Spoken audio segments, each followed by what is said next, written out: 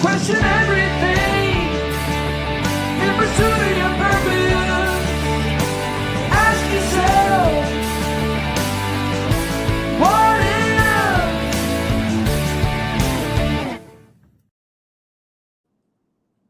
So thanks for joining me. I'm Rob with Pursuit of Purpose, and I just wanted to get on here for a little bit and talk about leadership and how it relates to emotional intelligence, because this topic I don't think gets discussed effectively enough. And I know that oftentimes in my life and my journey through my business ventures and working for other people and doing things, I experienced a lot of instruction or teaching that I should ignore my emotions, that I should disconnect from my emotions, that my emotions were my enemy. And that's absolutely false. The truth about our emotions is, hey, Wickety Split, it's good to see you, brother. Cody, it's good to see you. Thank you guys for joining me on this. This will be a relatively short episode. I just wanted to get on here and address a leadership topic that is extremely important. It just keeps coming up here lately. And for any of you who may be in the Southeast Texas area, just to let you guys know, if you want to see your Pursuit of Purpose guys in person, we're actually going to be keynote speakers this Saturday at a conference called the Fatherhood Effect Summit. It'll be put on by Buckner. It'll be in Port Arthur at the health department. We'll be speaking Saturday afternoon there, and we're going to have a pretty fun topic. But thank you guys for joining me this morning, this Thursday morning, and like I said, we're gonna talk about emotional intelligence and how that is directly related to effective leadership. And I'd love your input if any of you have experience with an emotionally disconnected boss or leader. It doesn't have to be at work. It could be in a family life. It could be in any other environment. Hey, Byron, Marin, it's good to see you. Hey, Carr, it's good to see you. Linda Velez, it's good to see you. Onyx, thanks for joining. It's good to see all of you. Grumpy old man, love the handle. Texan low key, that's what I'm talking about. I'm Texan, but I'm not low key about it. So anyway, about emotional intelligence and its necessity for an effective leader to possess emotional intelligence. So have you ever thought about, yeah, you're right, Wickety Split. It is Thursday and the weekend is definitely approaching fast. So have you ever had an experience where you heard somebody, they were talking to you and you could hear them, but you absolutely had no idea what they were saying? And if you're married and you're a man, I know you know exactly what I'm talking about. Uh, I can't even begin to tell you, and it's completely my fault. I mean, how many times I've been in a conversation with my wife and I didn't hear a thing she was saying. She was talking and it was going into my ears, but I didn't hear it. I wasn't listening. So the words were entering my ears, but they weren't being heard by me as a person. And the reason that is, you hear with your ears, but you listen with your emotions. And I never really put that together until later in life. Hey, Richie Rich, good to see you. The Bold 77, good to see you. MWR, it's good to see you. Thank you guys for joining me today. I'd love to have your comments if you had any input. And if you want to, if you think this topic is something that is useful in your, for life or for any other purpose, share this live. See if we can get some more people on here to discuss emotional intelligence and how it is directly related and impacts an effective leader.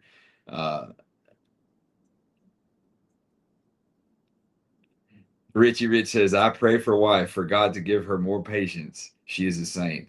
I know my wife is for putting up with me. And so, as a husband, something that is very valuable in this discussion is if we learn to listen and emotionalize what we're hearing, we'll remember it a lot better and we'll actually take action on it a lot better. So, as a leader of yourself, learning emotional intelligence first about you, and then learning how to observe other people's emotional state, well-being, and what they're going through, it makes you an enormously and like exponentially more impactful and effective leader. People are not interested in what you say or what you do. They're interested in how you make them feel about themselves. They're interested in how you can help them have a better experience in life. And the only way to do that is with an emotional connection. And in order to make that emotional connection, you have to have a pretty effective degree of emotional intelligence. So, to be an effective leader, it is absolutely a necessity to understand and constantly be in a journey of improvement of your own emotional intelligence. Woke White Man says, so sad that people still believe in Christianity mythology. Well, that's not the discussion of this show. But I will tell you that Christianity is not mythology. But I mean, I respect your position. If that's the way you feel, then, congratulations. But the topic for discussion today on this episode, and it is emotional intelligence and how it relates to effective leadership. So, have any of you had an experience where, hey, Teddy, it's good to see you. Michelle and Russ, 74, it's good to see you. Preston Silcox, it's good to see you. Have any of you had any, experience with learning about emotional intelligence or dealing with a leader who was a good example of someone who practiced effective emotional intelligence, and it made you want to be a part of what they were doing, be a part of what they were growing, be a part of their growth? I'd love to hear stories about that if any of you have them. I have some in my life, and my mentors, on this journey. One of them is my dad, and I'll tell you this: my dad adopted me. He was not my biological father, and he adopted me, and it's kind of a fascinating thing. Him and my mom, he adopted me, and then they had a daughter of their own. So by all rights, I would have been kind of the oddball in that dynamic. But what I noticed as a man looking back on my childhood, Brad Paisley has a song, and it's called "I Hope I'm at Least Half the Dad He Didn't Have to Be." And it really strikes home with this particular story, because my dad absolutely did not have to be my dad. He only needed to be a good husband to my mom. And he chose to go down a path of emotional growth. And he chose to be a devoted dad to me. Hey, Charlie Brown, it's good to see you. Hey, Bear123. CM Diablo, good to see you. Best Wrangle, good to see you. Bobby D884, thanks for joining. But what I want to get at is he decided early in my life, even though he and my mom, they had a daughter of their own, he decided that he was going to be committed to being the best dad for me that he could be. And while as a kid, I was rebellious, at times, and I resented my parents just like most kids do. I look back on those times and I realized that man was emotionally intelligent to the point that he wanted to grow in himself, for himself, to be a good example for me. And the work ethic and the moral compass and dedication to growth that I have, it came from what I saw him do, not from what he told me, not from the discipline necessarily that he gave me, but what I saw him live out in front of me. That his constant dedication to growth for himself inspired me, or showed me that I would always want to become better for myself and for those who would hopefully follow me. And he showed me what it was like to truly focus on being the best you can be so that others' lives could be improved. And he didn't have the greatest childhood. He didn't have the greatest example of a leader growing up. His father was an alcoholic. Um, he had a lot of emotional disconnect in his life. And I really think that subconsciously he dedicated himself to correcting that course for me, for himself, but for me. And he didn't have to. And it was a very amazing thing. So as a leader, and all of us are leaders, all of you out there, every one of you, because you're a leader of yourself first. Even if you don't have anyone else that's following you, I promise you, people are following you. People are watching you. People are learning from you. You have the ability to influence, inspire, and help other people with course corrections and improvements on their life. And emotional intelligence is the only way we can connect and truly impact others. So if you focus on growth in yourself and your own emotions, you will automatically help someone else be the best versions of themselves. And there is no greater fulfillment in this life than to help someone else become a better version of themselves, to help someone else realize that they have way more potential than they're living up to. And I can guarantee you, none of us live up to our potential. Uh,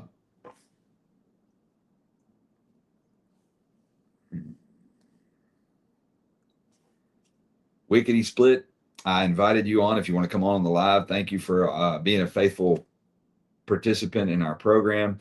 If any of you would like to join me and talk about this, about leadership and the efficacy of leadership and emotional intelligence, I don't care what your background is. I don't care what your personal beliefs are, religiously or any of that stuff. This is not about that. I have no judgment. I don't care what your lifestyle is.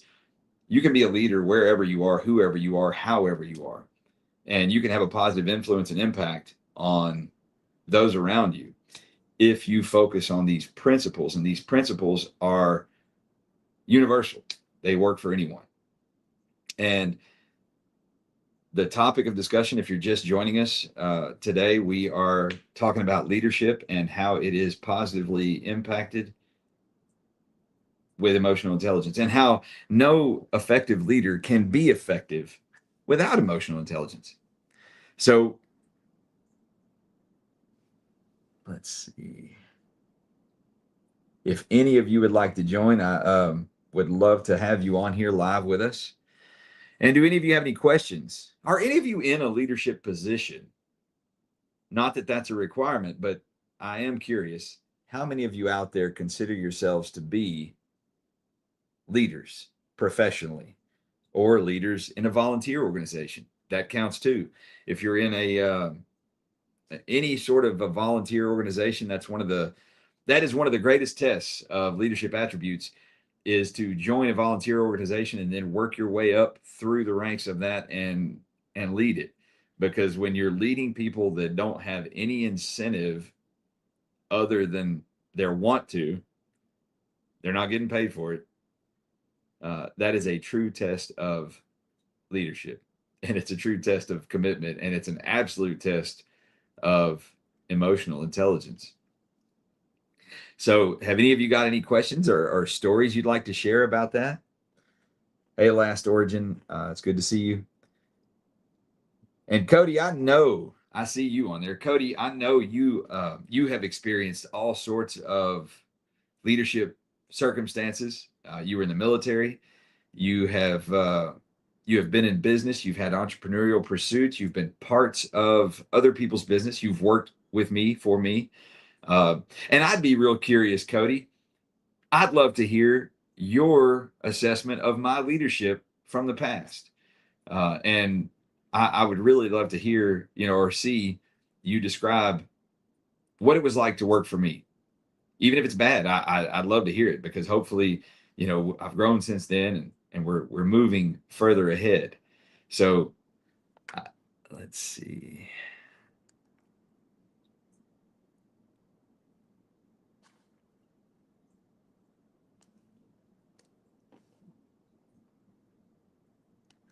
Trying to see here.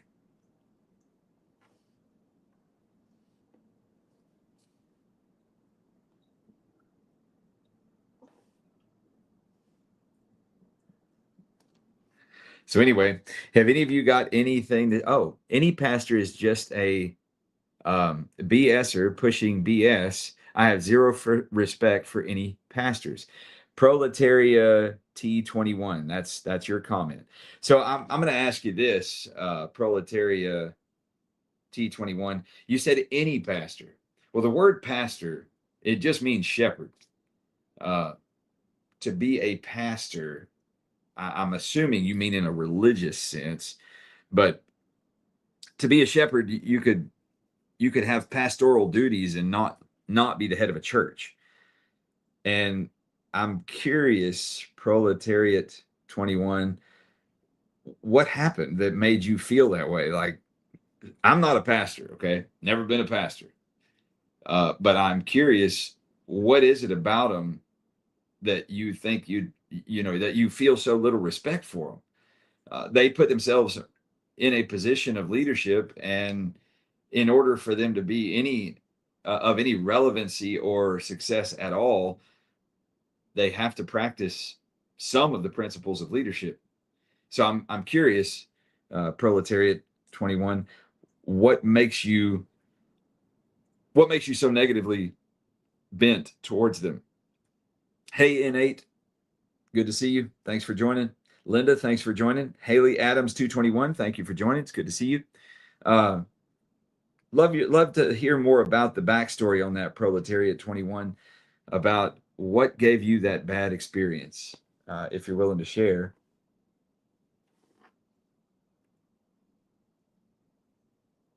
I have personally, I will tell you this, I have, at least in the media, I have seen people in pastoral positions who seemed to be very disappointing in their behavior. And that breaks my heart, because they are intended to be ambassadors for Christianity, and they'll be held accountable for that, if not in this life, in the next. I consider that to be extremely disappointing, and I all I can say in that regard is that they are human, and there but for the grace of God go myself.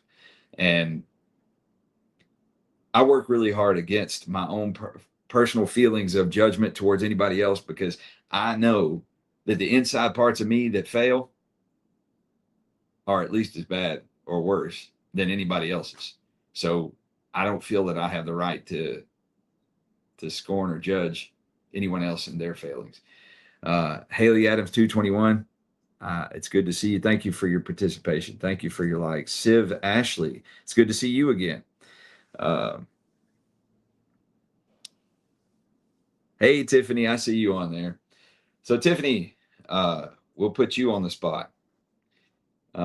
What experience do you have with leaders in your life who were not emotionally intelligent?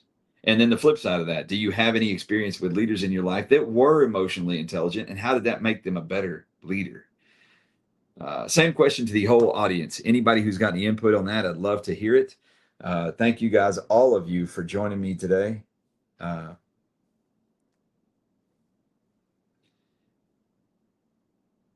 Rog Mo, it's good to see you. Thanks for joining the show. So this episode's about emotionally intelligent leaders. And then the flip side of that, of course, is people who are in positions of leadership who do not perform with emotional intelligence.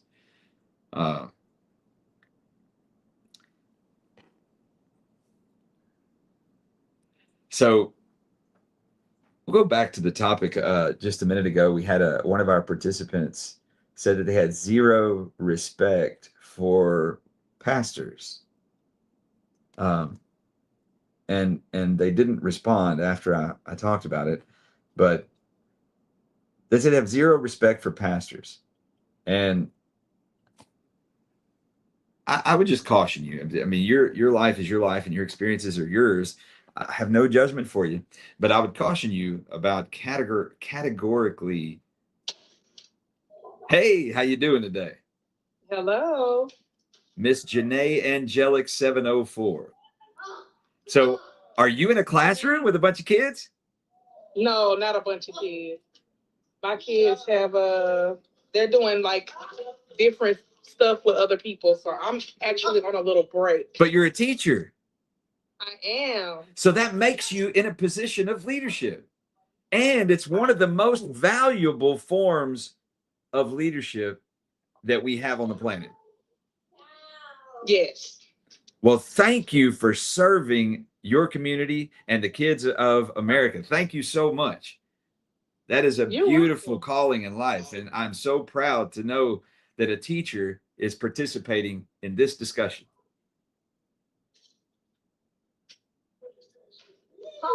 So, Miss Janae, do you consider yourself a leader? I do. And in order for you to lead these kids, it is a requirement that you perform with emotional intelligence. Would you agree with that? Yes. So, how do they teach you? How do they show you that you are an emotionally intelligent leader? You saying like how do the kids teach? Yeah. How do they show you? How do they respond to you and show you that you are one? Your sound went off. Oh, there you are. Just by how I'm able to respond to them, how they respond to me. They will show You you. know? What age kids do you teach? So I have all the way to fifth grade, anything from kindergarten to fifth grade. Wow. Well, I want to thank you for your heart and for your service with these kids. My wife is a fifth grade English teacher. Oh wow, that's cool. And let me tell you, she comes home every day completely drained. Same. Yes. And the reason she comes home drained, is because she puts all of herself into what she does. Yep. And that Yep. I think that's beautiful. And I appreciate that about you guys that do that. Because without y'all, our future wouldn't be as good. Because our kids, Exactly. you're investing all of yourself into these kids in your position, and that is amazing, and I can't thank you enough. Of course, yeah, I enjoy it. It's definitely draining. I definitely go home drained every day, Yes. but it's definitely a rewarding job.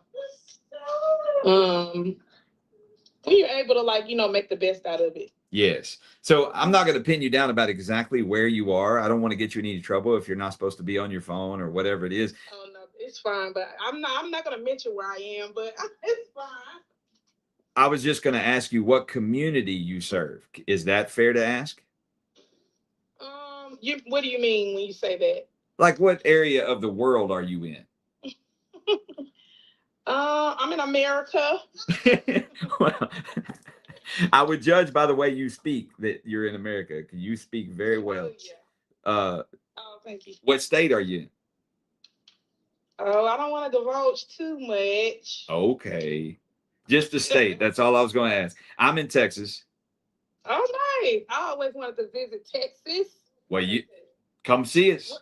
What part of Texas are you in? Y'all are welcome. Y'all can come on down. I'm in Southeast Texas. Okay. I am currently right in the center of downtown Beaumont, Texas. Oh, okay. I don't know if I ever heard of Beaumont. Have I ever heard of Beaumont? Maybe. Well, do you like country music? I do. So some of the, I mean, Beaumont is one of those cities, and the surrounding area has probably produced more country music artists than anywhere else. And then one of our neighboring towns is Port Arthur, and Port Arthur is famous for Janis Joplin, if you know who Janis Joplin was. Yes, I do know who that is. And ZZ Top, if you know who ZZ Top is. No, I don't know who that is. What? Oh. Maybe I may have heard their music, but I don't know exactly who it is. You know, every girl's crazy about a sharp dressed man. Yes. ZZ Top. You know what I'm saying? I know the Yes. music. Yes. So, you know, God still loves you if you know the music. You don't have to know who it's by all the time. Right. So tell me something, Janae. And is it okay if I call you Janae? Is that Yeah, it's fine. okay? Well, I'm just going by what your handle is. Oh yeah, that's fine. So, how does emotional intelligence affect you from leadership over you? People who are your bosses, your leaders, do they lead you with emotional intelligence? They do. And how does that affect your daily life? Does it make it better? Does it make it It does. It makes it better, and it makes my job easier too. absolutely? Have you ever heard that a boss doesn't need to have emotional connection to their subordinates? Have you ever heard anyone say that? I've seen it. Yes. And what do you think happens? Are there any other leaders in your organization that lack emotional intelligence? Maybe I haven't really encountered any here where I work right now. You're very fortunate. But I mean, I'm sure they're here because you know you can see people and what you're dealing with, so you know if they're around you. I just don't associate myself with people. Well, Yeah. how long have you been there doing that? How long have you served in this? A year almost. A year. And what'd you do Mhm. before? I've always taught, been a teacher. Okay. Well, you say always. You look young. I am. Okay. So always could have been a day. It could have been a week. It could have been 2 years, 5 years. Maybe about on and off for the last 15 years. Wow. Mhm. Wow. I wouldn't even have put you in the workforce 15 years. I would have said 15 years ago you were in school. You were in the classroom.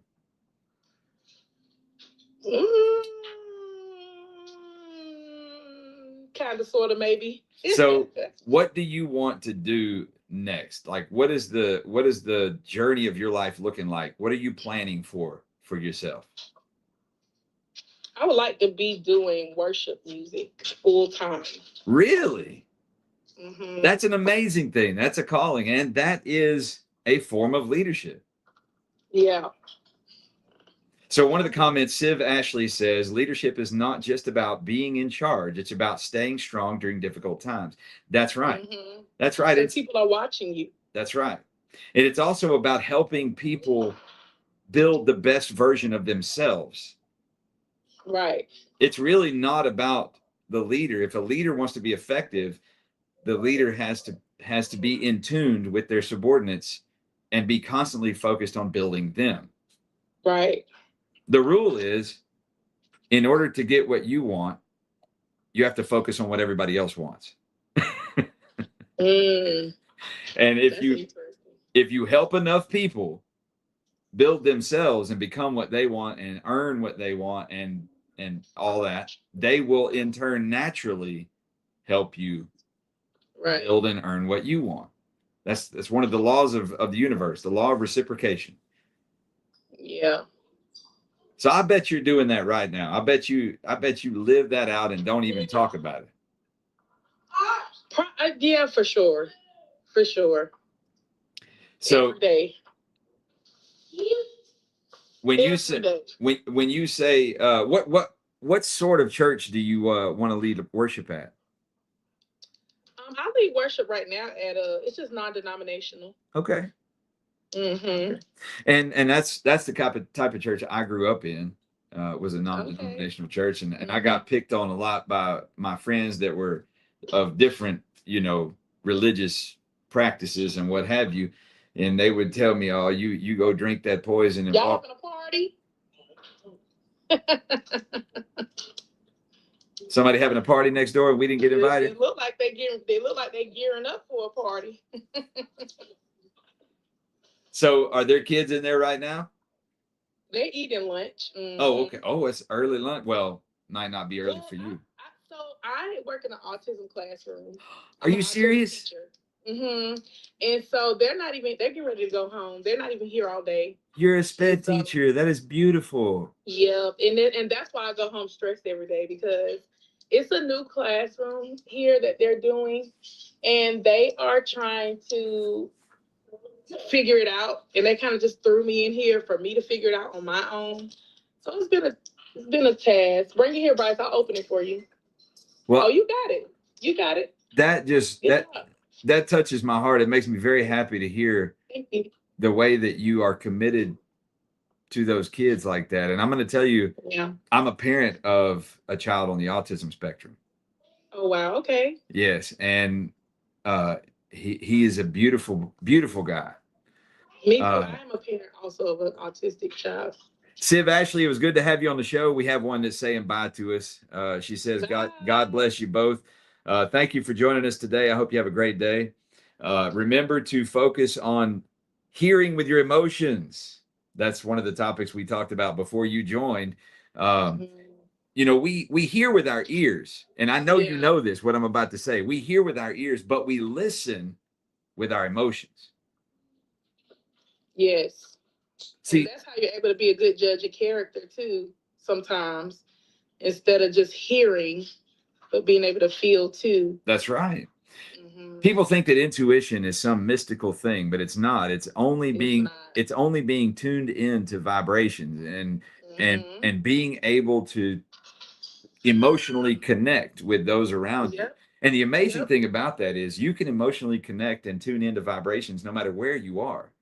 We don't That's even right. have to be looking at each other. You could be on the other side of the planet, and if we are in tune with one another, we can feel each other's emotions. We can feel each other's, like, I don't want to say we can read our minds, but kind of like that. Like, we can communicate without communicating. Right.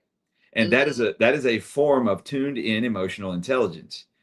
And Right. Hi, everybody. hey, y'all, Miss Janae won't tell us what state she's in, but I'm in Georgia. all right. We at least we're both in the South. See, I love Georgia. Yes. I love Georgia. So I was in Miami for about 5 years, Okay. and I'm not working right now, so you should be minding your business. Ooh, she's on break, y'all. She's on break, so give her a break. Her kids are eating Give lunch. me a break. I get Yeah. to take a break. And I have she's amazing help in here. These kids are amazing, and I get to take a break. yes. You can hear them because my desk is attached to my classroom. Of course it But is. I get to take a break. Why not? And we really Yeah. appreciate you joining us because I love hearing from teachers. I Oh love yeah. I love seeing and knowing your heart. Well, thank you. Yeah. Oh yeah. It's. I mean, I enjoy the job. I just decided to go back to school, so to get my master's. So I'm just curious to see where everything is gonna take me, and you know, I started working with kids, I think when I was 18. Well, I started like babysitting when I was 14. Yeah. Started like I went to school for to started really working with kids when I was 18 and decided to go to school when I was around 20. Well, I went to school when I was 18, but I didn't go for a degree. I went to like get credentials. Yeah. Because back then you could just get credentials to work in childcare. Then I decided I didn't want to do daycare. I wanted to actually be in the school setting. So that's what kind of, and then when I had my own child who had special needs or whatever, I was like, I want to learn more about it. So that's what kind of put me in school to start working with children on the spectrum and things like that. It's been nice. It's been a lot, but it's been nice. That's amazing. So you took you took what other people would see as a challenge, what other people might see as an obstacle, and you saw nothing but opportunity. You took what you needed to do for your own child and you parlayed that into blessing other people's kids. Mm-hmm. And the thing is, what really made me do it is like I said, had my own child that's on the spectrum, and I didn't treat him different. I treated him like I treat my other two children. But when I started working with special needs kids, I seen children who could have been treated like a regular child. I don't want to say regular. I hate using that word. Typical. Yeah, like a typical child. And so a lot of times my goal, even in this room that I work with these kids, the parents are so amazed at what their child is doing when they're here. And they're like, they don't do that at home. And I'm like, do you require them to do that at home? it's what you require. I set the bar and I leave it there. And they feel like because they hear the word autism or they hear special needs or they hear all these things, their child can't do it. But that's not it starts at home. The behaviors, you correcting the behaviors, it starts at home. You showing them that they can be independent at 5, 6, 7 years old, it starts at home. And if you don't start at home, then you're sending your child out into the world to fail, to not be successful. My baby boy is in a regular, typical general education class because I started at home. And see, the other thing that you do, and this plays into the topic of emotional intelligence and connecting as a leader, but the other thing you do is you believe in them. You believe in your son. You have faith in him enough that you realize he can do more than what most people.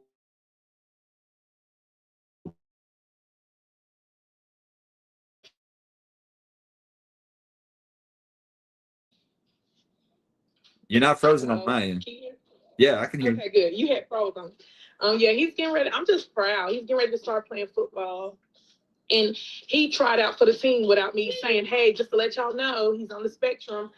I didn't have to do that. And because I let him have a chance, you know, and he tried out for the team and he made the team on his own without somebody feeling bad for him or having pity on him or anything like that. That's amazing.